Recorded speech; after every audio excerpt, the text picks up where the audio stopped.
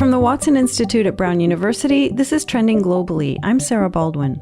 And I'm Dan Richards. Today we're doing something a little different, and that's because... it is Earth Day. Happy Earth Day, Sarah. Happy Earth Day, Dan. So we had a few different ideas of people we wanted to talk with for Earth Day, but it was actually kind of hard to choose. And that's because Watson is a very interdisciplinary place, and on top of that, environmental and climate issues affect so many different aspects of our lives and society. Economics, politics, national security, immigration. The list goes on. So we thought, instead of talking with one person about one issue today, we talk with a few different people at Watson who think a lot about climate. And we ask them all the same question. What's a major climate or environmental issue that you think people are not talking enough about? We got a bunch of different answers, and we're going to give you a taste of all of them on this episode. Hopefully, it makes clear just how important the health of our physical planet is to all the other plans we humans make. And we should probably say, too, we weren't trying to make a bummer of an episode, but the answers we got sort of trended in that direction. That's partially because of the question we asked. We didn't ask, what are humans doing really well with climate change? We asked, what are people forgetting about? But we felt like that's really important because, as some of our guests even touch on, the first step to fixing a problem is naming it. And as you'll hear, there are some solutions to the problems that we discuss, just not easy fixes. And, that's life on Earth for you. All right, Sarah, so why don't you go first? Who'd you talk with? Let's start with Jori Breslawski. She's a postdoctoral fellow at Watson, and she was actually on Trending Globally a few months ago, talking about how rebel groups govern themselves in conflict zones. Recently, she's been looking at climate change and the environment as they relate to international conflict. Here's Jori.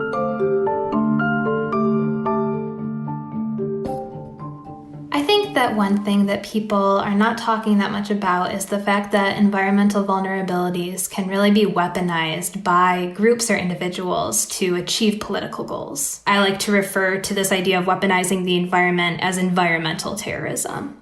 Do you have an example that has happened recently? Yeah, sure. So in 2014, Al-Shabaab, which is an Islamist extremist group in Somalia, tried to influence the government by cutting off water sources to government-controlled cities. And it succeeded in kind of delegitimizing the government because the government wasn't able to get water to those people, but they actually contributed to the start of a famine that ended up killing hundreds of thousands of people. Did they achieve the end that they were hoping for?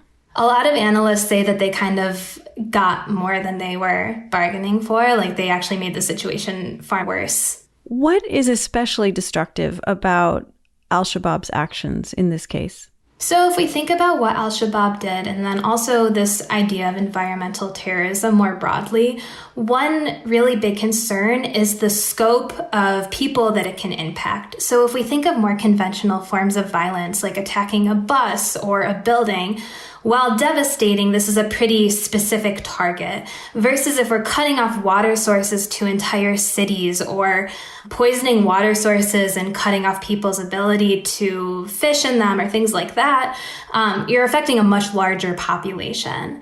Not to mention, the effects can be much longer lasting. So if we take a situation where an ecosystem is already on the verge of collapse or particularly fragile, we can think of situations where the result could be irreparable, or at the very least take a very long time to recover. How might these kinds of acts get worse with climate change? So we can think about this in two ways, both the consequences, but also the frequency at which we think we'll see this happening. So if we think of the reason that these groups are doing this, it's because they see a vulnerability and they want to exploit it. And so as those vulnerabilities become more widespread and more severe, they have more to gain by leveraging those vulnerabilities to attack people.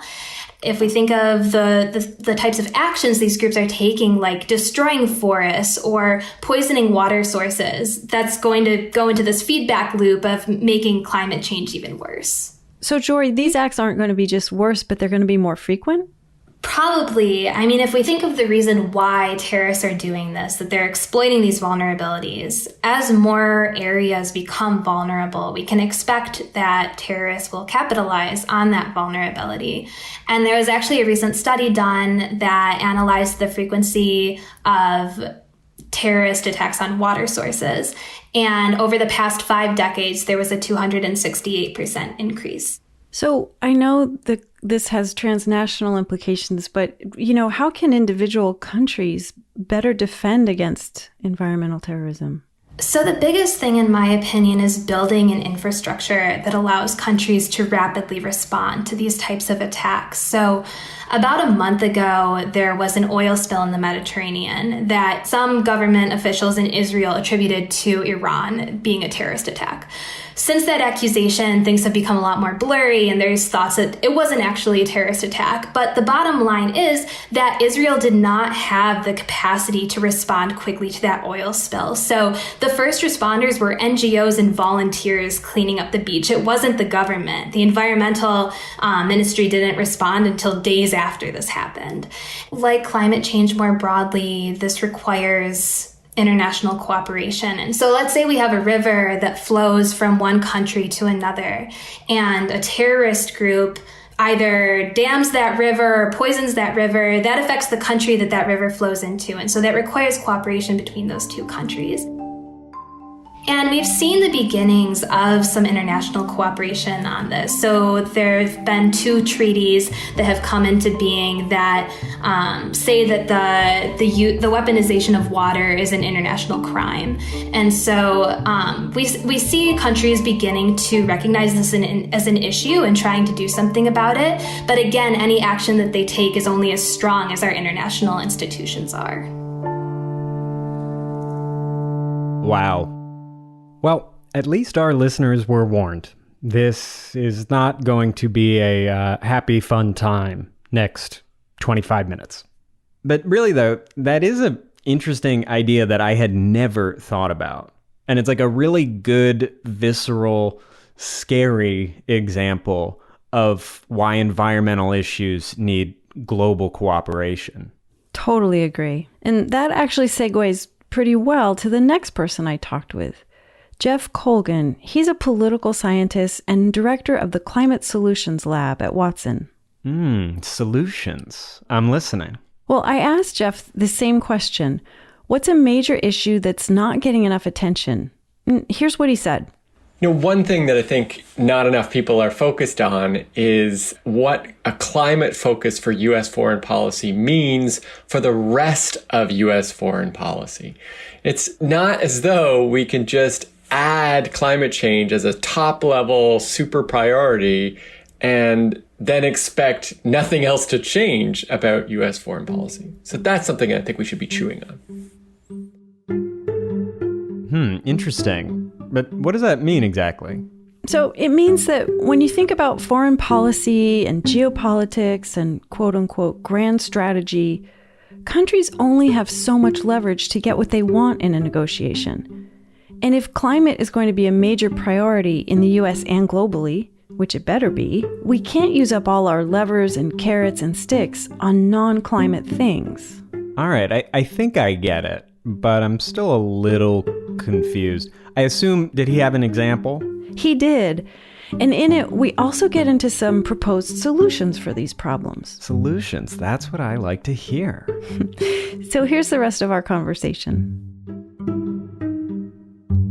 Well, one example of this is with, say, U.S.-China relations, and in particular, the discussion around trade decoupling, right? The idea that the U.S. and China should no longer be as integrated as they have been, not do as much trade and finance and et cetera between them.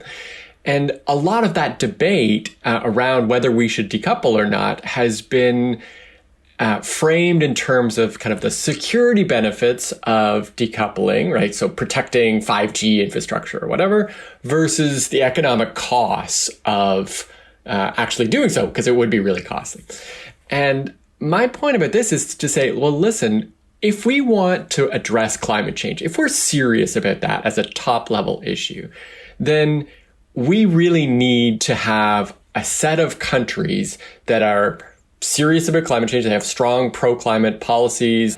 And then to support those countries, we need to have trade tariffs on anybody who is not doing that same level of pro-climate environmental policy to protect the producers inside that climate club, right? That, from unfair competition.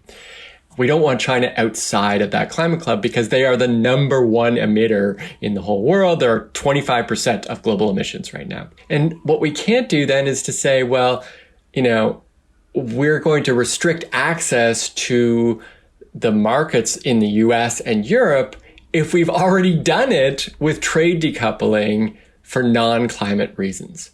If you are serious about climate change, you can't do decoupling for other reasons because then you lose your leverage on climate policy.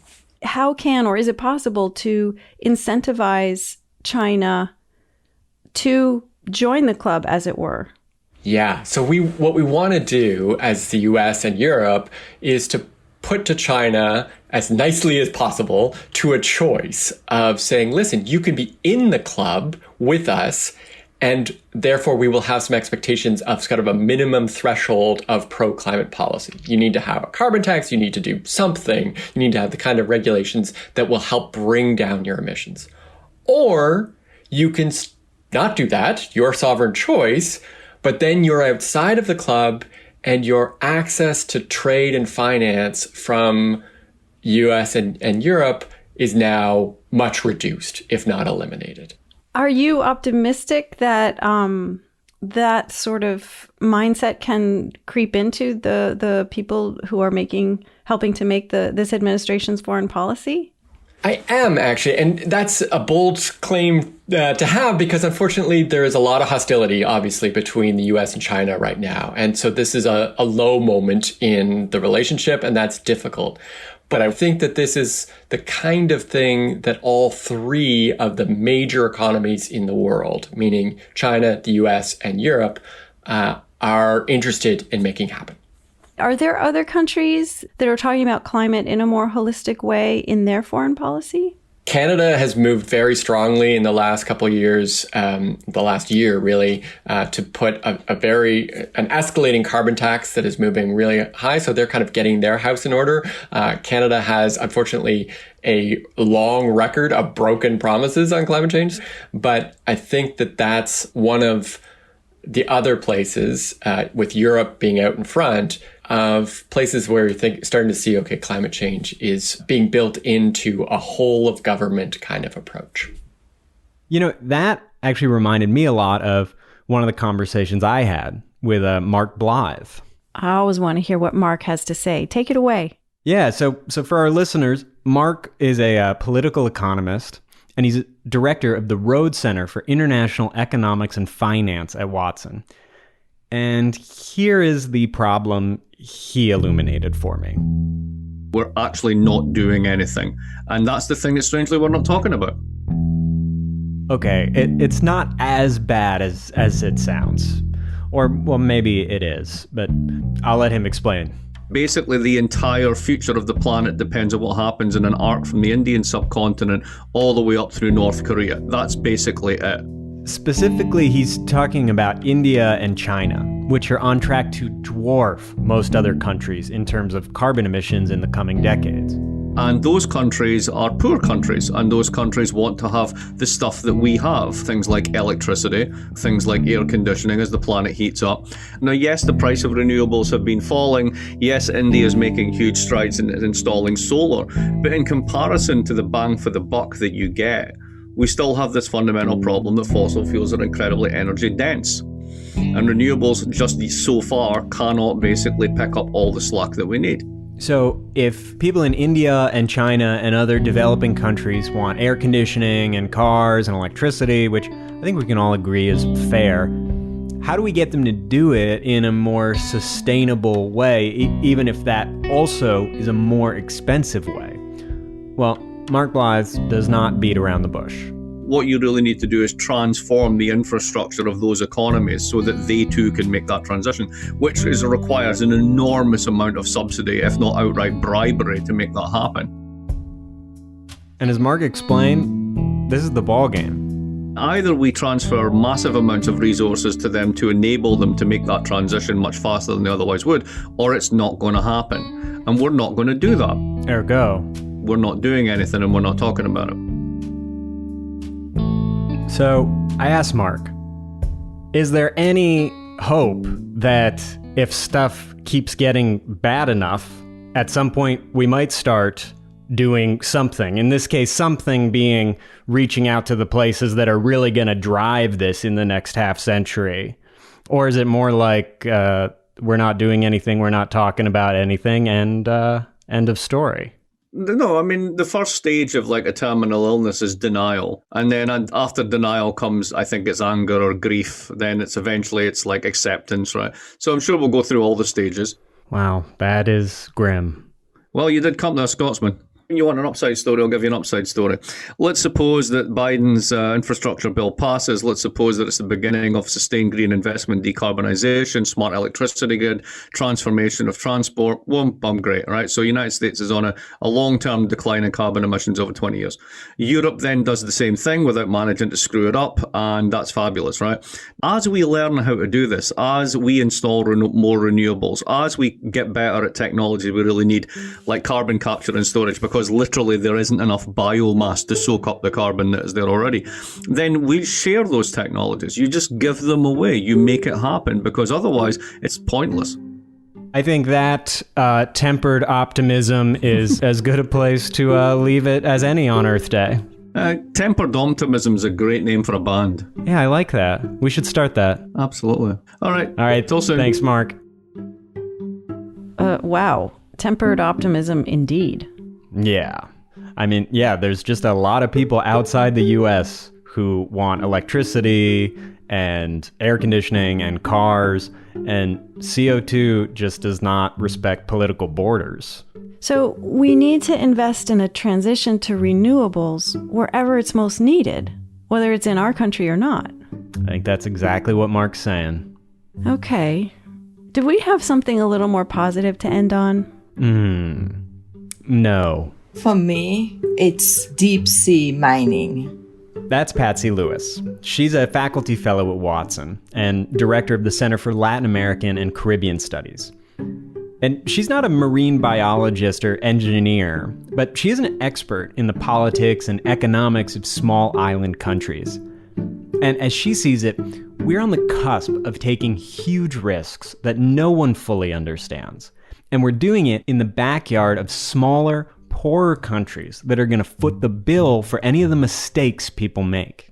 But the conversation was not all about these massive new technologies. It ended up actually getting a little more personal towards the end. And, well, I'll just leave it at that. Here is Patsy. As the push for alternative sources of energy, renewable sources of energy, and green technologies become more urgent, the shift in focus has been to mine the deep seabed for rare metals that would sustain renewable energy, lithium batteries, and solar panels, and so on. So this is primarily something like you were saying for like lithium batteries and solar panels. It's like cobalt or special minerals we need for electrification. Yeah, lithium, manganese, cobalt, zinc, and so on, yeah. And is there a lot of that on the ocean floor? Yes, and they're found in largely, they're not the only sources, but in deep sea vents on the ocean floor, as well as in polymetallic nodules, which are like little stones, for want of a better word. The challenge here is that only around 5% of the deep sea has been explored. There are lots of new species being encountered in the tiny bit of exploration that has taken place. We really don't know the extent of biodiversity that exists. We also don't understand the relationship between the different levels, like the deep sea bed, all the way up to the surface, and how these different areas interact, how species interact. Right. It sounds like what I feel like people talk about rainforests sometimes, where we know so little of the diversity that's even in them, that it's this like untapped potential that we might just, sort of clear cut or strip mine or whatever it is in this case. How do they even mine that far down? Do they do submarines and then bring them back up? Yes, there are different technologies for the different deposits. To access the deep sea vents, the sides of them, I think, involves cutting. Polymetallic nodules are more like scraping and gathering. They would be taken up to the surface, some basic processing, but that process then has wastewater that goes back into the sea, as well as sediments and so on. But even if you thought that was, the gentlest form of extraction you can have, you're still talking about disturbing the seabed, sediment rising up. You're not quite sure how that is harming species. There's just a lot we do not know. And I'm concerned particularly because small islands have disproportionately large exclusive economic zones. This is like the border around an island or a coast where the country still has sovereignty for a certain X miles or something. Yeah, it's like around 200 nautical miles, which is pretty extensive, and which gives small states a disproportionate access to these resources, which is great. But the flip side of that is that because these states are politically weak, these states already find it extremely difficult to survive in the global economy, to develop sustainable economies. Right. I wanted to ask you about the different sort of regional effects of this kind of stuff, because clearly not every country is going to deal with it in the same amounts.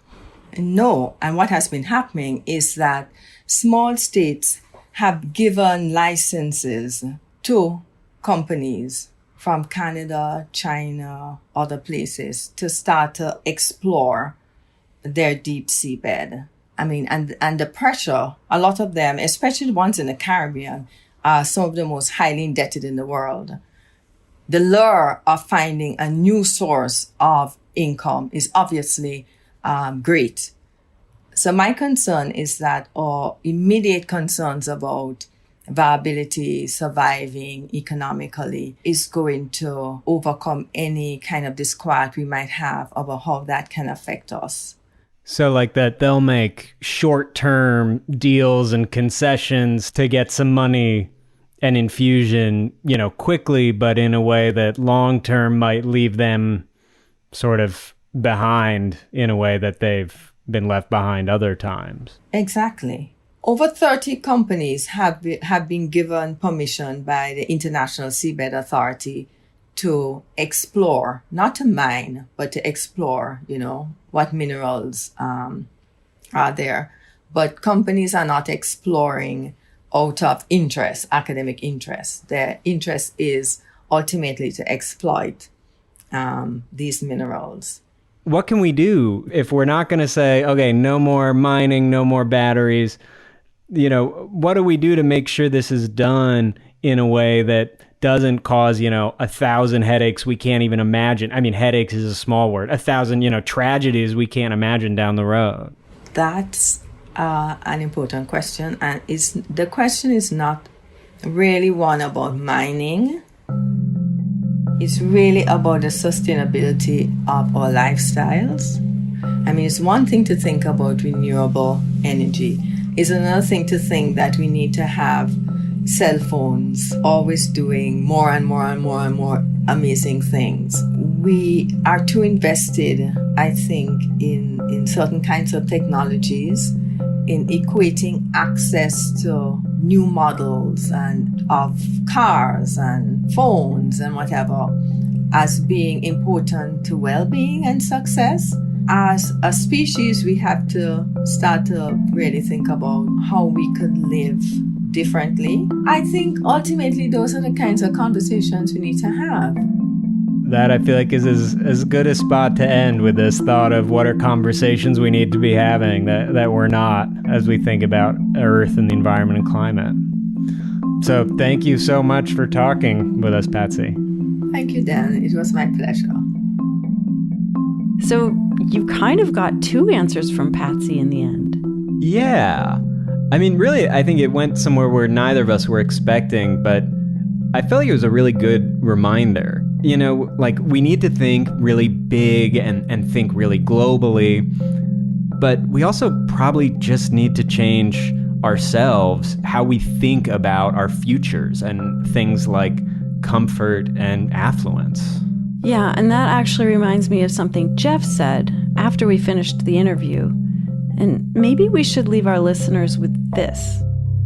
Well, when we think about climate solutions, we need to think both top down and bottom up, where we need, mayors of cities and CEOs of firms, etc., thinking about the solutions that they can offer. But we also need a national plan. We need coordination between the different levels within the United States and really across the world of how to address this problem. And so it can't be either totally decentralized or totally top down. We need both parts of the story.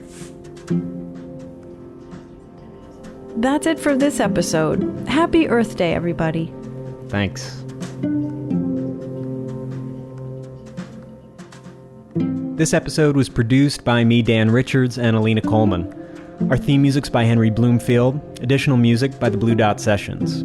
Special thanks to Jori and Jeff and Mark and Patsy for talking with Sarah and I. And we hope you all have a good Earth Day. If you like the show, please leave us a rating and review on Apple Podcasts. It really helps others find us. And if you have a friend who you think might like the show, tell them to subscribe. You can find it on all your favorite podcast listening apps. For more information about this show and all of Watson's other shows, visit our website, and we'll put a link in the show notes for that. Thanks for listening. We'll be back next week with another episode of Trending Globally.